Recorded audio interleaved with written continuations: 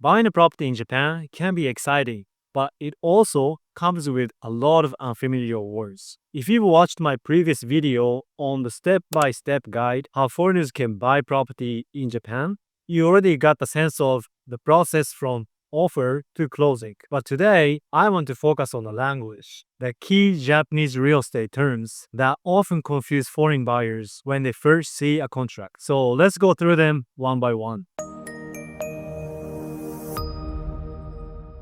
The first one is 売買契約書. This is the main purchase agreement between the buyer and the seller. Once both parties sign it, the deal becomes legally binding. Upon signing of the contract, the buyer pays what's called 𝐏𝐻𝐿, which is a deposit. If the buyer cancels, this deposit is forfeited. If the seller cancels, he or she must return double the amount. The deposit serves as a safeguard to uphold the integrity of the contract. Next is Chukai Studio. In Japan, the standard brokerage fee is 3% of the sale price plus 60,000 yen and tax. Let's say the purchase price was 100 million yen. The brokerage fee works out to 3 million yen plus 60,000 yen and 10% consumption tax, which in total works out to be 3,366,000 yen. This applies to any transactions regardless of property types, as long as a broker is involved. It's usually paid when the sale contract is signed or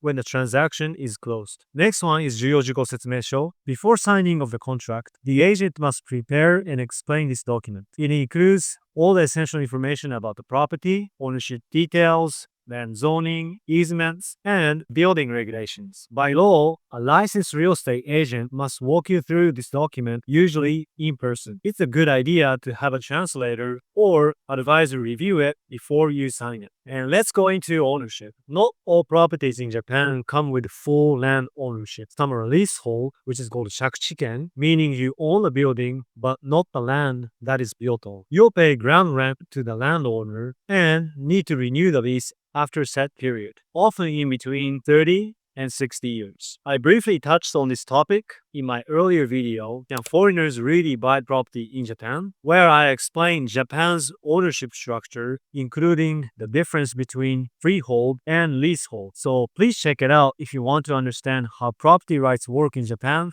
more broadly. If you're buying a condo, you'll pay these two monthly fees. Kandehi, which is a management fee, covers day-to-day maintenance, while 𝐀𝐻𝐿 reserve fund goes toward future large-scale repairs, such as roofs, exterior walls, plumbing, waterproofing, and common equipment such as elevators or centralized heating system. The amount varies depending on the property's age, size, maintenance plan, but it usually costs tens of thousands of yen per month. Japan's annual property tax is billed every spring by the local city office. It's calculated based on the assessed value of the land and building, and foreigners are taxed the same as Japanese owners. If you plan to rent out the property, make sure to include this cost along with insurance, maintenance charges in your return calculations. I also covered this topic in my earlier video, how to reduce taxes on your Japan rental property as a foreigner. That video goes deeper into how real estate taxes work in Japan, including deductions, depreciation, and tax filing tips for foreign owners. Check it out if you want a more complete picture of Japan's tax system. If you're wondering